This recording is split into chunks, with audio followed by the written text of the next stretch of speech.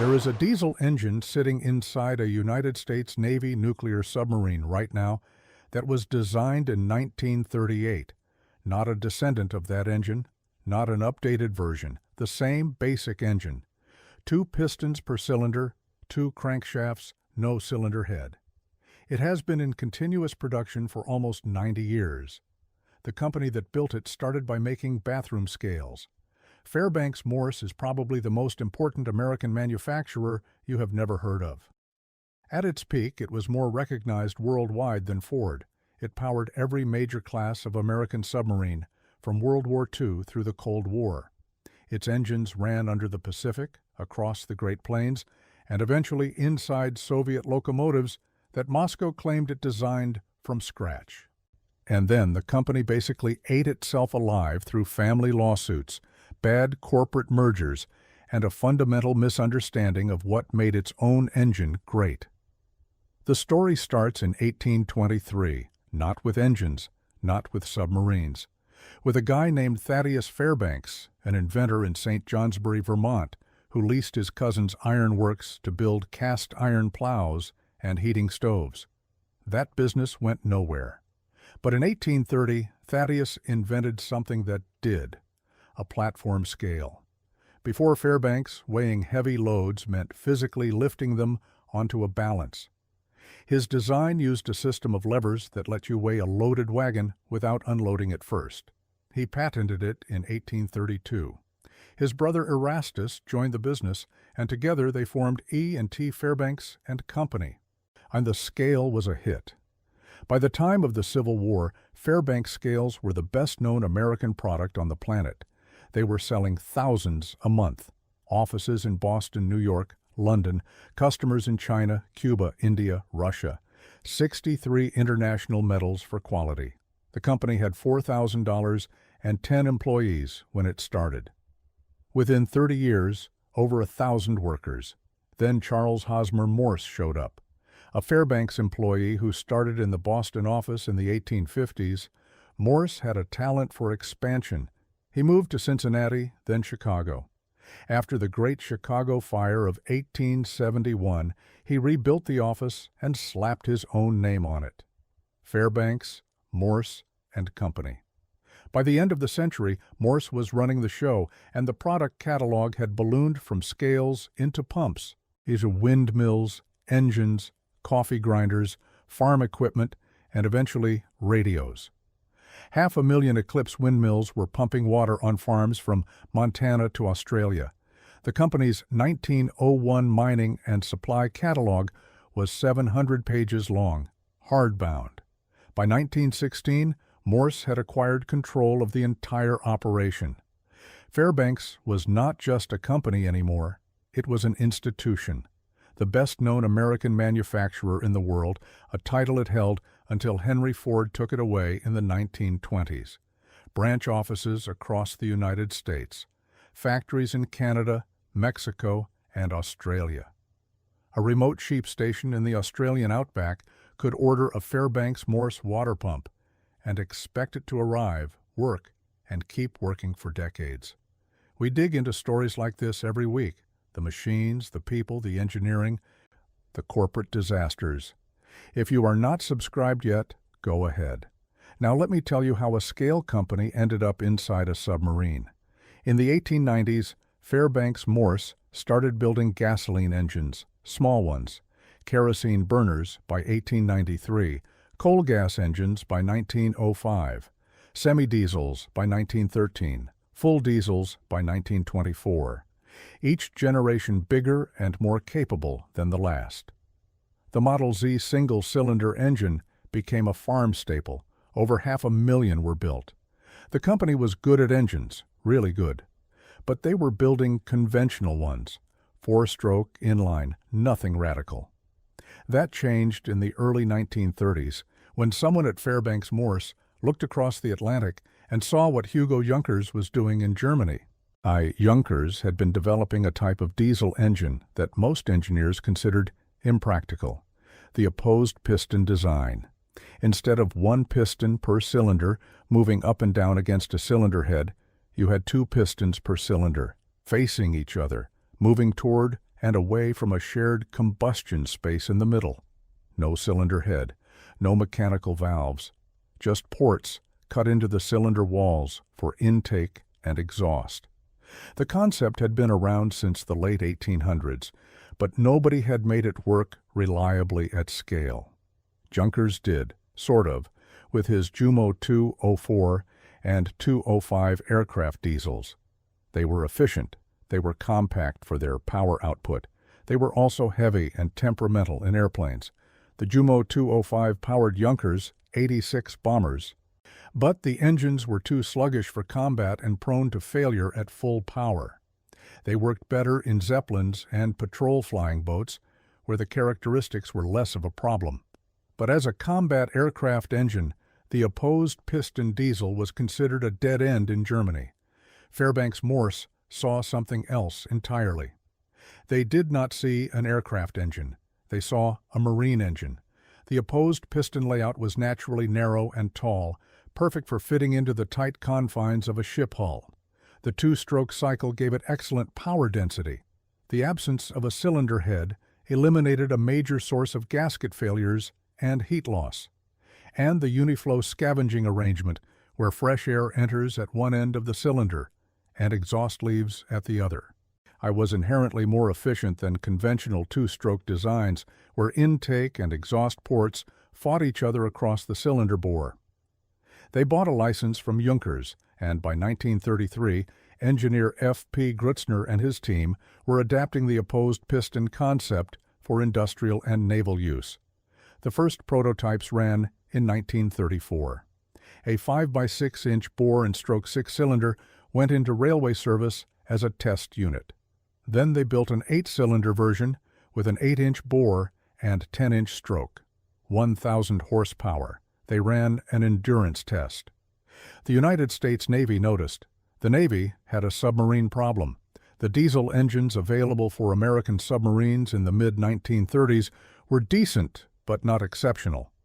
The service needed something that was reliable, narrow enough to fit inside a submarine hull, powerful enough to drive generators for both propulsion and battery charging, and simple enough that a crew could overhaul it at sea. The Fairbanks-Morse opposed piston design checked every box. Its inline configuration made it slim. The two-stroke cycle meant fewer moving parts than a comparable four-stroke. No cylinder head meant one less major component to fail or leak. And because the engine had no valves, just ports in the cylinder liner, the maintenance profile was fundamentally different from anything else the Navy was running. A crew could tear down and rebuild major components without specialized tooling at sea, in a submarine. That mattered more than almost any specification on paper. In December 1934, the Navy ordered 8 engines from Fairbanks-Morse, 4 each for the USS Plunger and USS Pollock, Porpoise-class submarines. Those early 38A8 models had issues. 1,200 horsepower at 720 revolutions per minute from over 8,000 cubic inches of displacement. The drive chain linking the two crankshafts was noisy and problematic.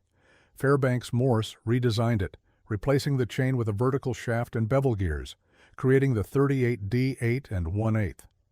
That designation, by the way, is not random. 38 for the year, D for the model variant, 8 and 1/8 for the bore diameter in inches.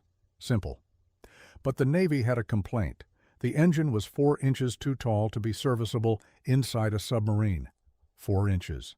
So Fairbanks-Morse went back and took 4 inches out of the block height above the intake manifolds by shortening the upper connecting rods to match. The lower connecting rod and the upper connecting rod on every 38 D8 and 1/8 engine built since then are different lengths. The upper one is 4 inches shorter. To this day, here is how the engine actually works. Picture a cylinder. Instead of a piston at the bottom and a head at the top, there are 2 pistons inside, one connected to a lower crankshaft and one connected to an upper crankshaft. During the compression stroke, both pistons move toward each other, squeezing the air in the middle until it is hot enough to ignite injected fuel. After combustion, Both pistons are driven apart. The lower crankshaft is timed 12 degrees ahead of the upper. This is not an accident. The exhaust ports are near the bottom of the cylinder. By having the lower piston move slightly ahead, the exhaust ports open first, letting burned gases escape before the intake ports at the top open to let fresh air in. This creates what is called uniflow scavenging. Clean air sweeps through the cylinder from top to bottom, pushing out exhaust in one direction rather than trying to mix with it. The result is a two-stroke diesel that runs almost as cleanly as a four-stroke, but with significantly fewer parts. A Roots-type blower, mounted on the driving end and run off the upper crankshaft, provides the positive air pressure needed for scavenging. 2 fuel injection pumps per cylinder, each feeding 2 nozzles, handle fuel delivery. The bore is 8 1/8 inches. The stroke is 10 inches. Each cylinder displaces just over 1,000 cubic inches. In the 9-cylinder configuration used on World War II fleet submarines, total displacement was around 9,300 cubic inches. Horsepower was 1,600 per engine at 720 revolutions per minute. 4 of these engines per submarine. 6,400 total horsepower driving generators, which powered electric motors, connected to the shafts. No direct mechanical connection between the diesels and the propellers. Pure diesel-electric. The diesels never touched the propeller shafts directly. This was a deliberate design choice. If a depth charge cracked something in the engine room, the electric motors on a separate circuit could still turn the screws. Redundancy built into the architecture. The Belisle-class submarines were the workhorses of the Pacific War. 120 boats completed, are the largest submarine class in American history, 312 feet long, 27 feet wide. They could dive to 400 feet, carry 24 torpedoes, and cruise 20,000 miles on the surface. Submerged, running on batteries alone, they made about 8 3/4 knots. On the surface, with the diesels turning generators, over 20. The ones with Fairbanks-Morse engines had a reputation. Submariners preferred them. The alternative was General Motors' Cleveland 16278A V-type diesels, which were adequate but not beloved. The Fairbanks-Morse engines were narrower, which gave the crew a little more room to move around them in the engine compartment. On a submarine, a few extra inches of walkway is not a luxury. It is the difference between being able to do a repair and not. The engines were reliable. They could run on terrible fuel. The USS Pampanito, a Belisle-class boat, stored 110,000 gallons of raw bunker fuel and pumped it through a centrifugal purifier before feeding it to the engines through a 600-gallon-day tank. That ship made 6 war patrols, sank 6 Japanese vessels, and rescued 73 prisoners of war from the water after their transport ships were torpedoed. Through all of it, the Fairbanks-Morse diesels just kept running. The engines were so well regarded that submarine tenders, the support ships that accompanied submarine fleets, were deliberately equipped with the same Fairbanks-Morse engines, not just for propulsion, so their parts could be stripped and given to submarines that needed them. Think about that. The Navy designed its supply chain so that the support ships could literally cannibalize their own engines to keep the submarines running. And the engine worked beyond submarines. Edsall-class destroyer escorts ran them as primary propulsion. Wind-class icebreakers for the Coast Guard. Essex-class aircraft carriers used them as backup generators. By the end of the war, Fairbanks-Morse ranked 60th among all American corporations in the value of military production contracts. Not bad for a company that started making bathroom scales in Vermont. Now, the war ended. Fairbanks-Morse had a proven engine, a massive factory in Beloit, Wisconsin, and a workforce that knew how to build opposed piston diesels at scale. The obvious question was, what else can we power with this thing? The answer they chose was locomotives. And this is where the story turns. The company had actually wanted to build locomotives since 1935. They hired John K. Stotts from Westinghouse Electric to develop plans for a 1,000-horsepower switcher and a 2,000-horsepower multipurpose unit. But the War Production Board blocked them in 1940. The national interest, they said, was better served by Fairbanks-Morse building submarine engines.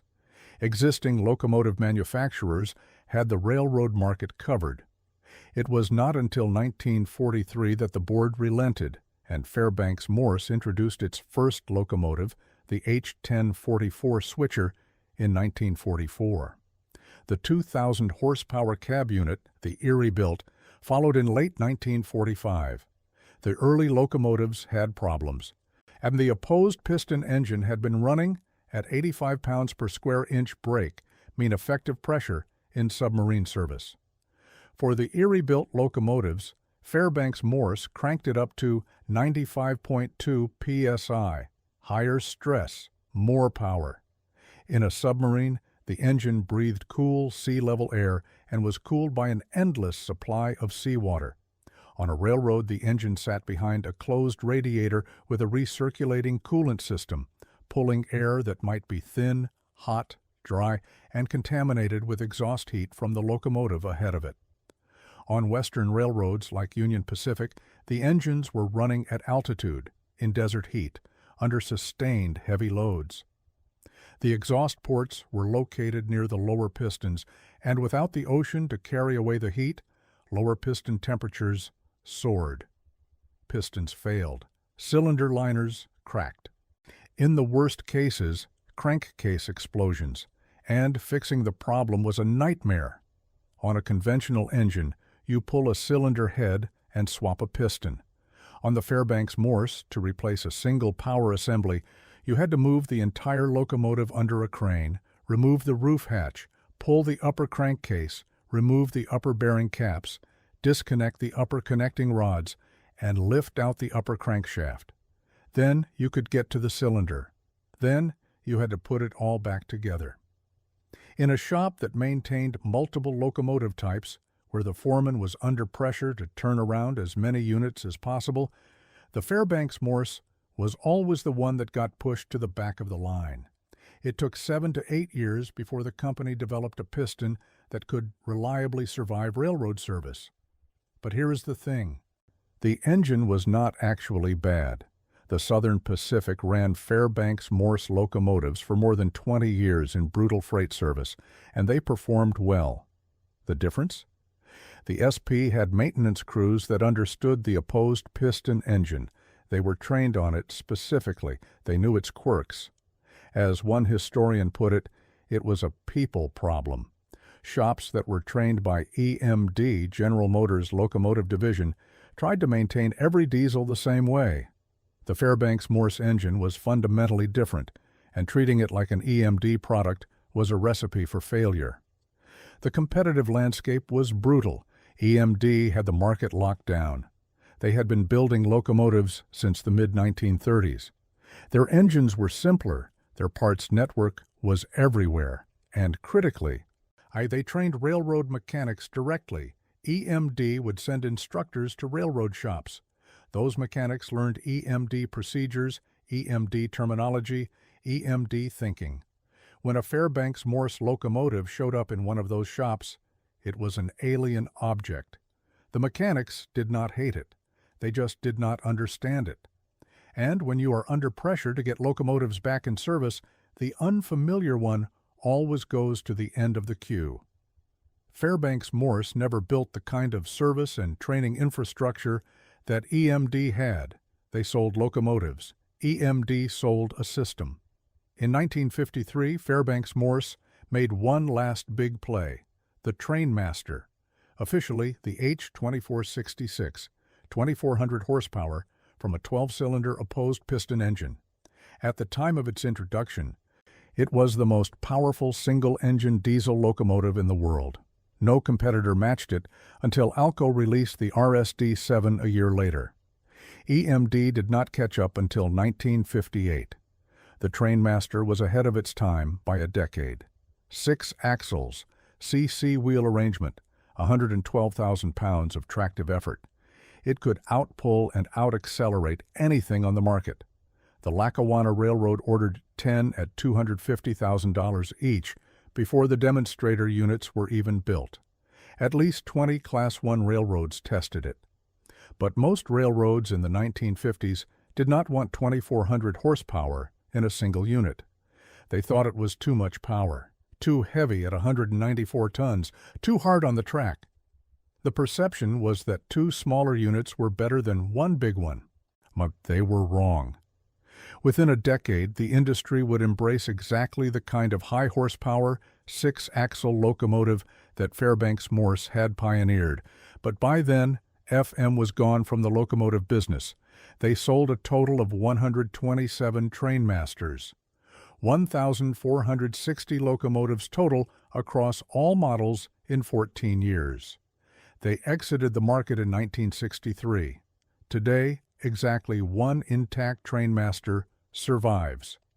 Canadian Pacific number 8905 at the Canadian Railway Museum in Quebec. It does not even have its engine anymore. The corporate side was even uglier. In 1956, an interfamily feud erupted. The descendants of Charles Hosmer Morse fought for control of the company in court. Management was distracted. The business weakened.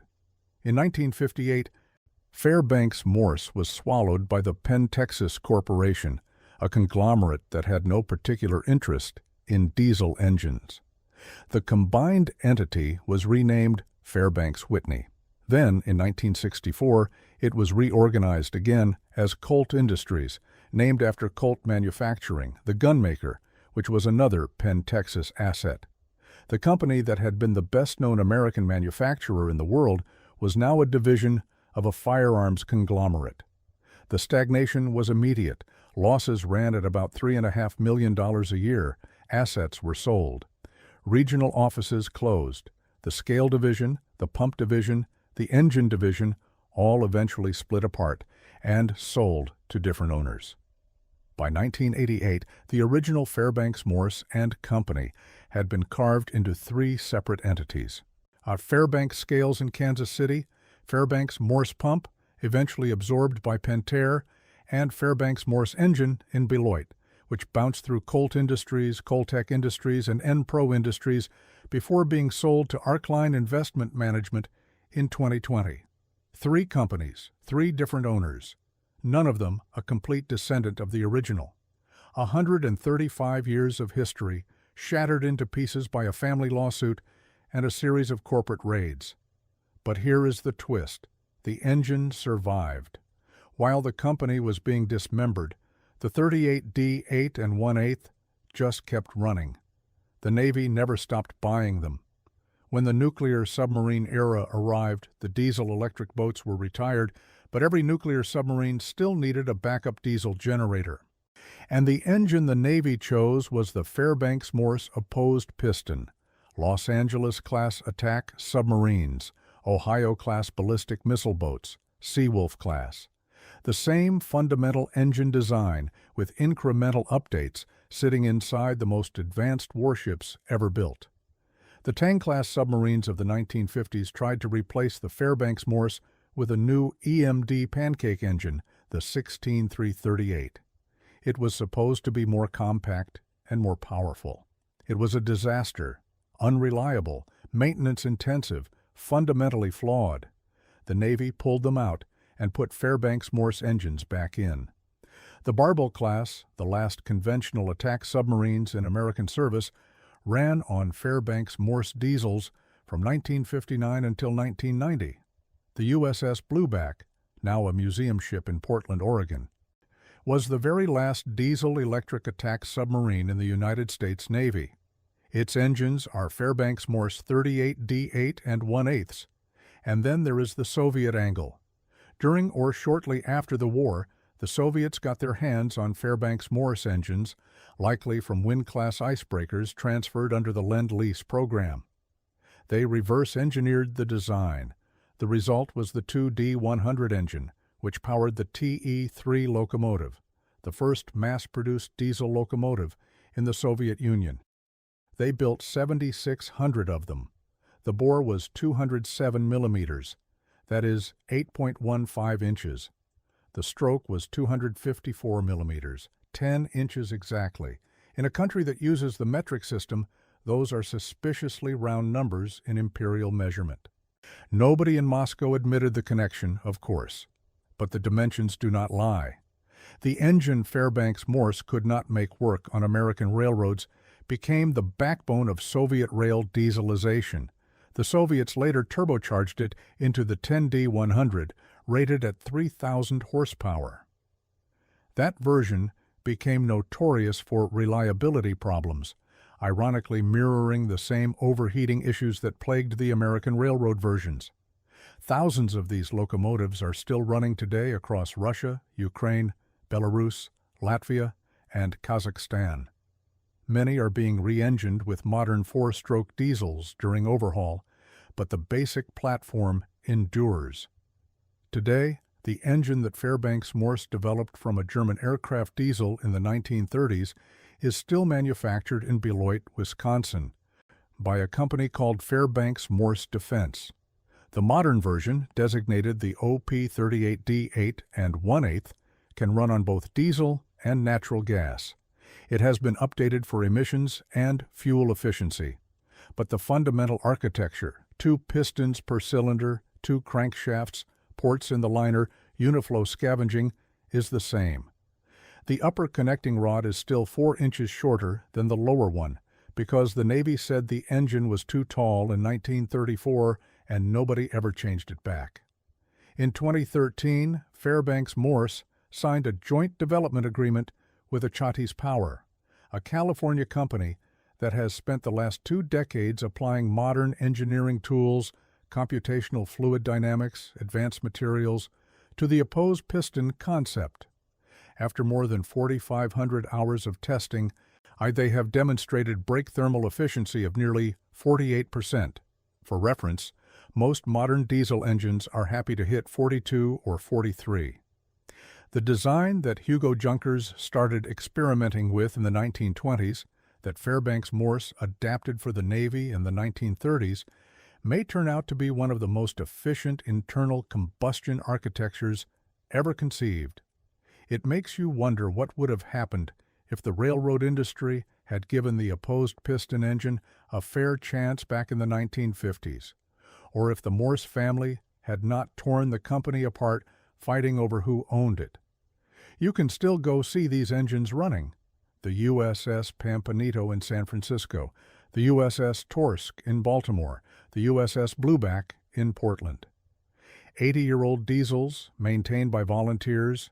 I occasionally fire it up for visitors. They idle at 300 revolutions per minute with a sound you feel in your chest more than you hear with your ears. The chief of the boat on the Pampanito still tunes them by ear. So that is Fairbanks-Morse, a company that went from weighing flour to powering nuclear submarines.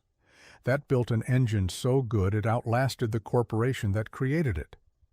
That was too far ahead of its time with the trainmaster, too slow to adapt to railroad politics, and too vulnerable to the kind of corporate cannibalism that has consumed dozens of great American manufacturers. The engine department is the only part that survived intact, and only because the United States Navy kept writing checks. The scale business is in Kansas City now. The pump division is owned by a water company in Minnesota. The name is scattered across 3 continents and 3 unrelated corporate entities. But in Beloit, Wisconsin, they are still building opposed piston diesels. Same bore, same stroke, same architecture, almost 90 years and counting. And that is the story of the submarine engine giant you have never heard of. If you have seen one of these engines in person, or you served on a boat that ran them, tell me about it in the comments. And if you made it this far, go ahead and subscribe. We do this every week.